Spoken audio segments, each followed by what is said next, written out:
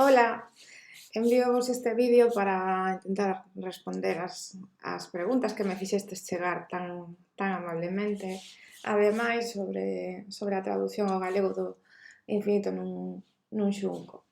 Ben, quero vos dicir que sigo con interés as actividades que fai o Ateneo e en concreto teño incluso visto algunha das cousas que están disponibles en vídeo, en concreto do Club de Lectura maravilloso que organizades e polo tanto estou encantadísima de compartir este tempo con vos. Sinto non poder asistir a parte que seguramente sexa máis interesante, que sexa a do debate que faríades sobre o libro, esa posta en común, non? De opinións e impresións que seguro que foi moi produtiva e moi interesante.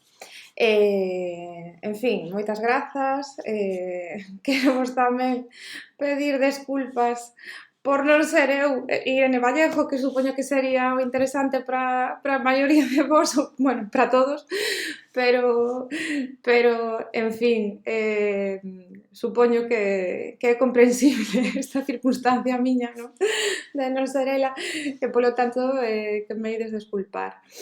Ben, fora xa bromas, vou entón intentar ir contestando as preguntas que me fixestes chegar. A ver se é posible neste formato. Vale. A primeira das preguntas é se a traducción respondeu ás miñas expectativas.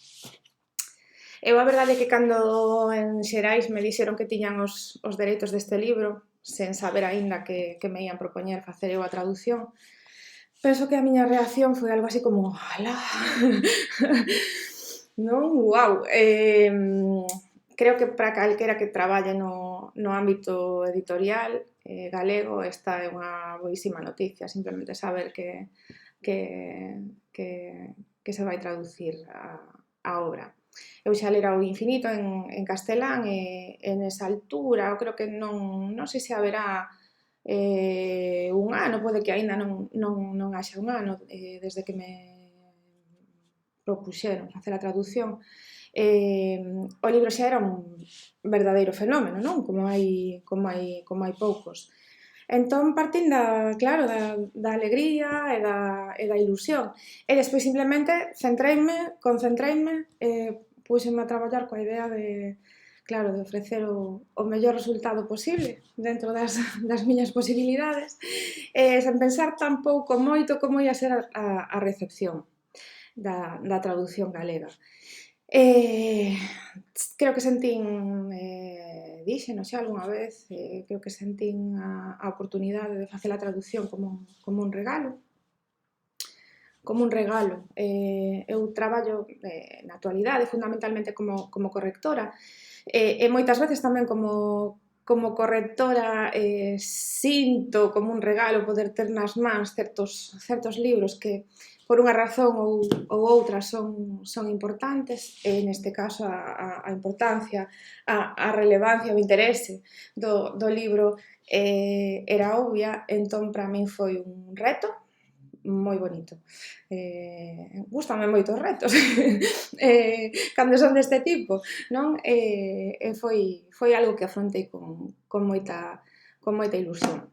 Preguntádesme tamén se houbo estrés, non sei se entendo moi ben a pregunta, se houbo estrés en relación tamén coa autora, supoño que vos referides á importancia do libro, non? A que é un libro moi visible.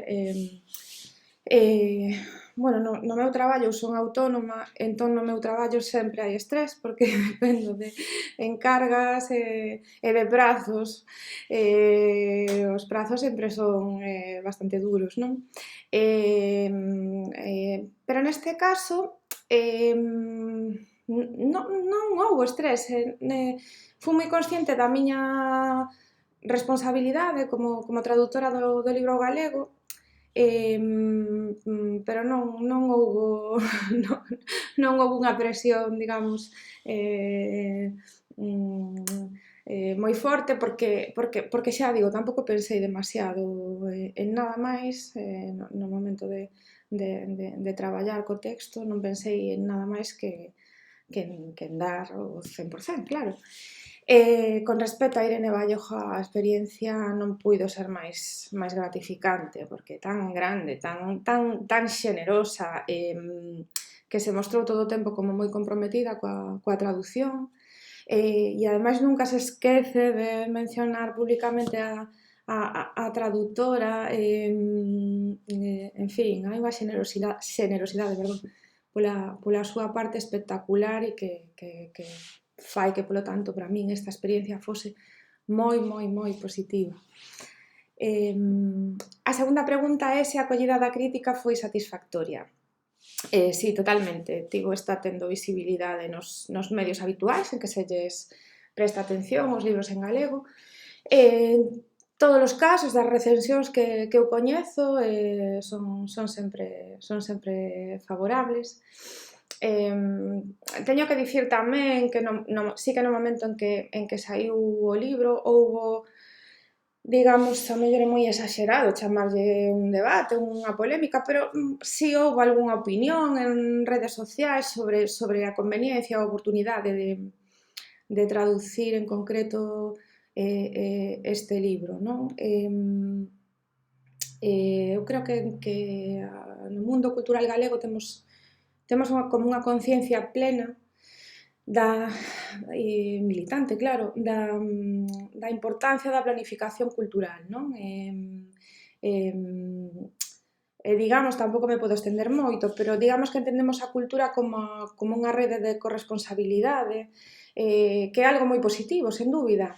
Pero tamén me resulta sorprendente que se consideren opinables certas decisións editoriais na mesma medida en que se poden ou deben avaliar certas decisións políticas por parte das institucións. Estou pensando agora en concreto nas axudas á traducción da Xunta de Galicia, non? Que están sendo postas en cuestión con toda a razón. Creo que aí sí que temos que concentrar enerxías. Creo que cuestionar a que obras, a que proxectos van destinados os fondos públicos é necesario, non?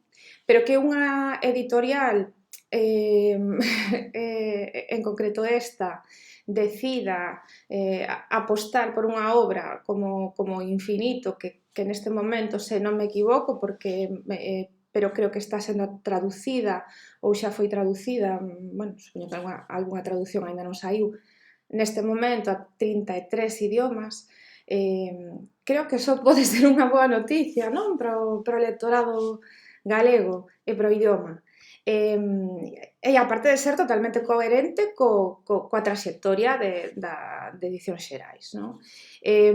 Hoxe en día temos editoriais especializadas en traducción e tamén outras non especializadas, pero que se fan traducción de diferentes idiomas. Creo que nada sobra e que, como digo, en calquera caso é unha boa noticia, non? Pero está ben que haxa opinións diferentes e debate.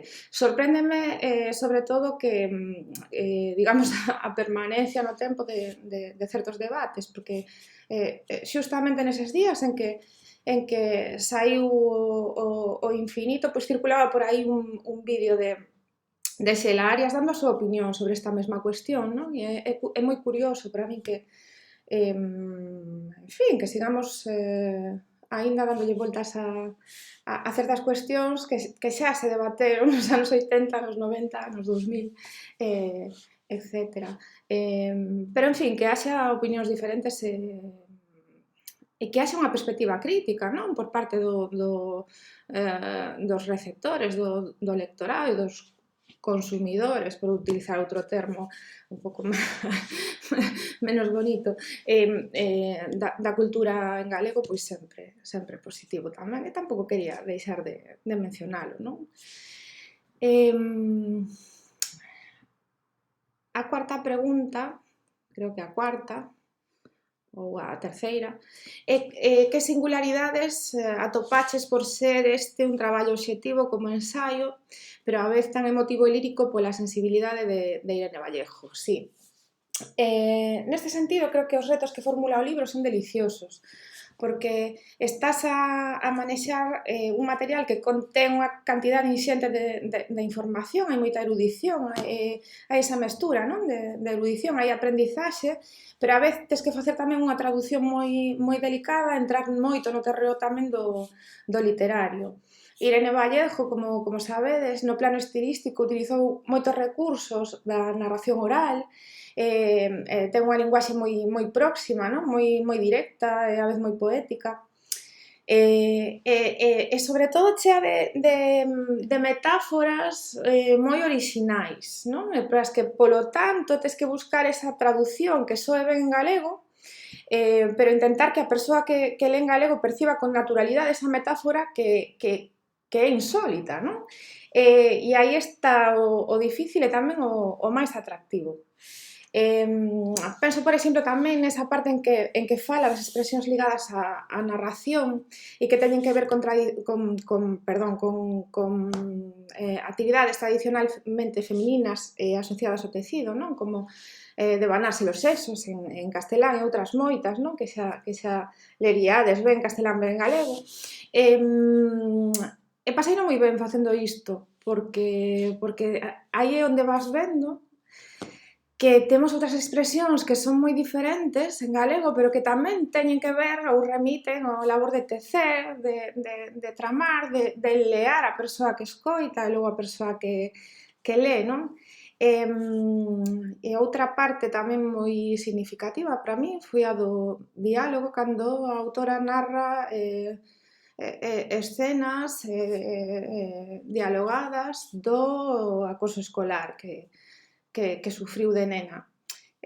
Porque para min foi, en fin, claro, emocionante, conmovedor, e tamén para min é importante transmitir esa mesma realidade, non? Intentando trasladala ao galego e que resultase natural.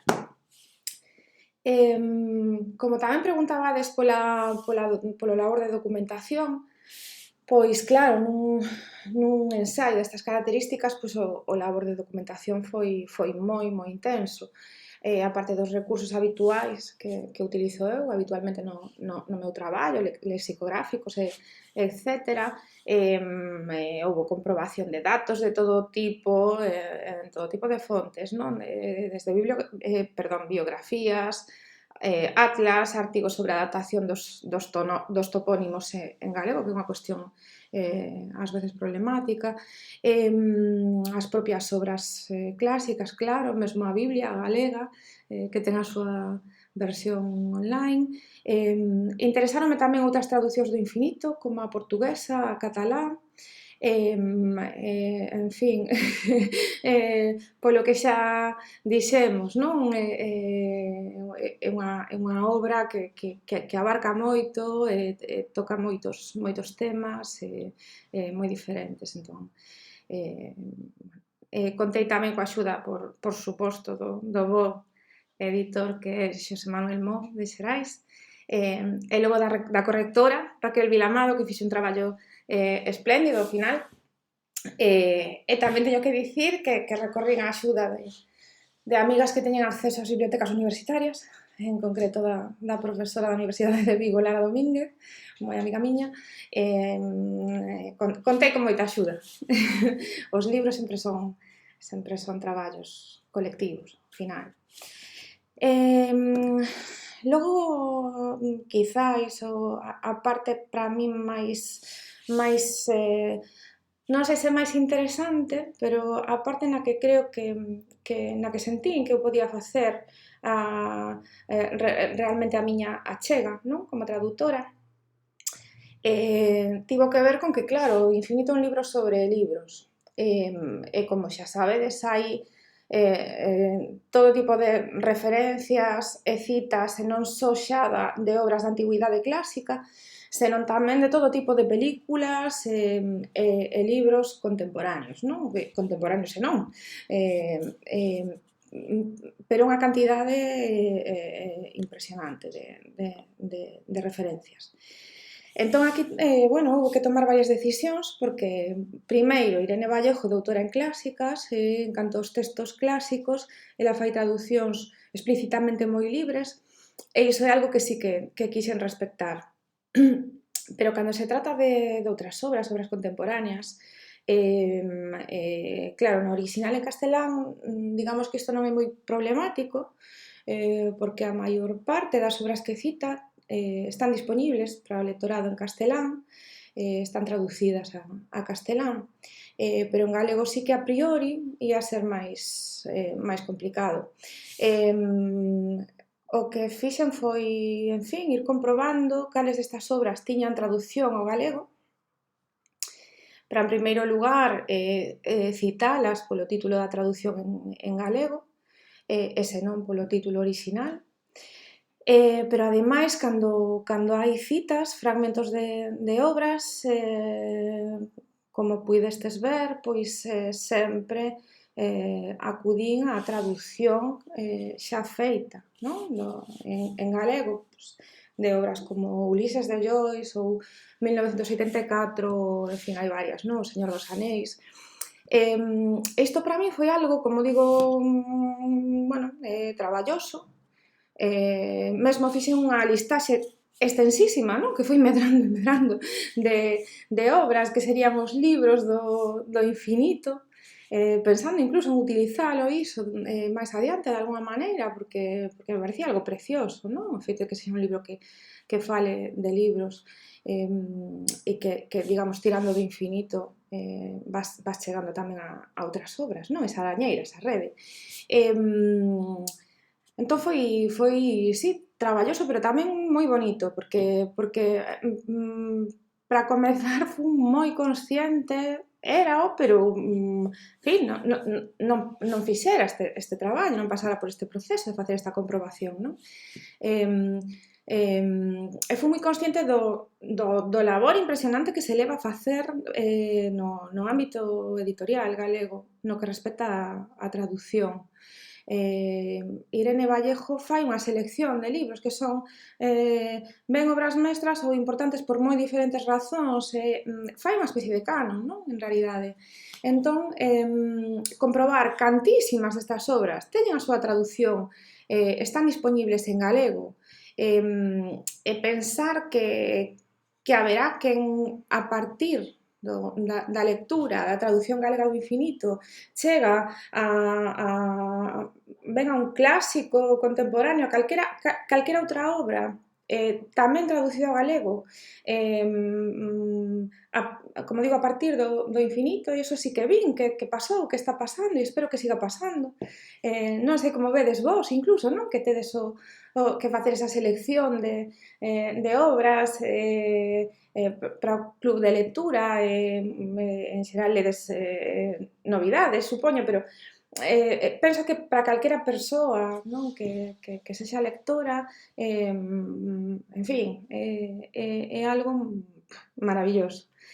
E ademais, para min persoalmente, pois implicou tamén como unha especie de homenaxe íntima ás traductoras e ás editoras galegas, non? Porque non sei ata que punto somos realmente conscientes de todo ese traballo e da súa importancia. A última pregunta é se como traductora ao galego e como galega non botei en falta algunha referencia á nosa literatura, como as cantigas ou mesmo a Rosalía por pioneira e muller. A min gustame ser sincera. A verdade é que tal vez pensei durante o proceso de traducción na literatura galego-portuguesa e no papel da muller nas cantigas, na autoría, na transmisión, pero non en Rosalía. Eu teño entendido que o proxecto inicial de Irene Vallejo era moito máis amplio, que finalmente tivo que acoutar o ensaio.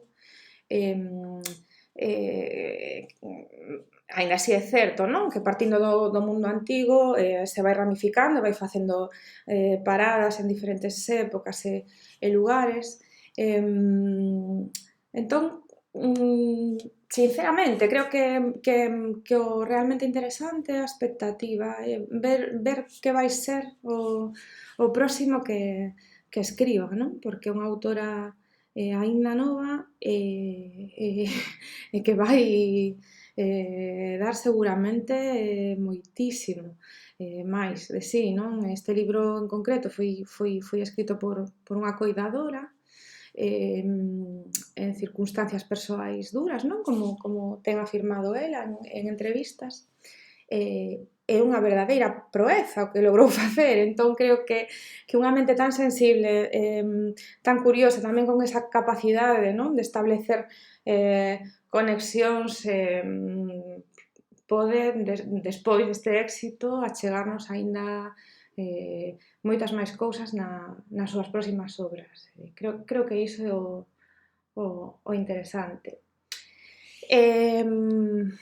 E a propósito desta pregunta, xa indo case un pouco por libre, e para rematar, como en realidade me estades preguntando se botei algo en falta, quizás o que eu botei en falta no libro, bueno, isto sería ideal estar aí, non? Para discutírmolo e para compartir tamén as vosas opinións. Pero quizás o que eu botei en falta é unha defensa das bibliotecas públicas hoxe en día tan digamos, tan vigorosa como a que fai Irene Vallejo das librerías, bueno, unha defensa das librerías totalmente xusta e necesaria. Ademais, este libro penso que saiu antes da época do confinamento, pero colleu, non? Todo ese momento, todo ese momento tan delicado para as librerías, ese momento a vez tan propicio para a lectura, en fin, pero si botei igual un pouquiño en falta iso, desde a miña perspectiva totalmente persoal, non? Eu fun sobre todo, máis que son, pero fun durante moitísimo tempo unha usuaria, digamos, que moi intensa das bibliotecas e tamén moi exixente, porque creo que temos que ser, bueno, o que sermos exixentes digamos, é a maneira de conseguir que as bibliotecas públicas sirvan para que todo o mundo poida acceder aos libros. Non só acceder aos libros, senón que, bueno, as bibliotecas fan tamén un papel dinamizador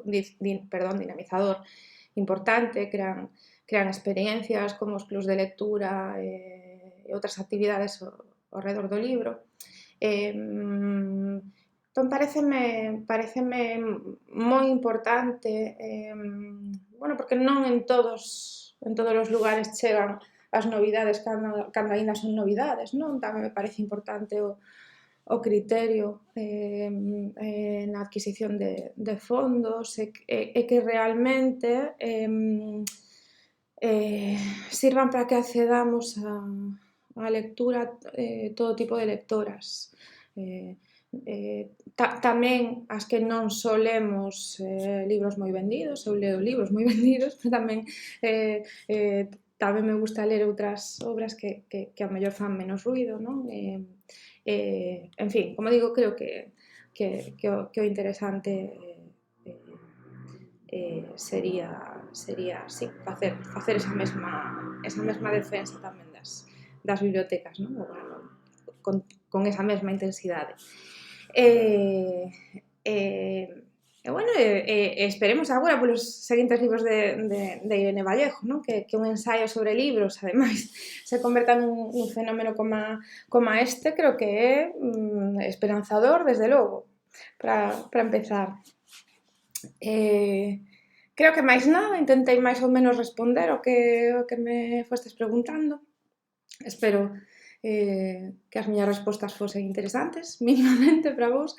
E se hai algo que quedou sen responder ou tedes calquera cousa que comentarme, pois as organizadoras teñen o meu correo electrónico e vou sempre estar encantada de responder calquera cuestión ou de falar con vos. Moitísimas grazas, de verdade, por convidarme e un saúdo. Ata logo.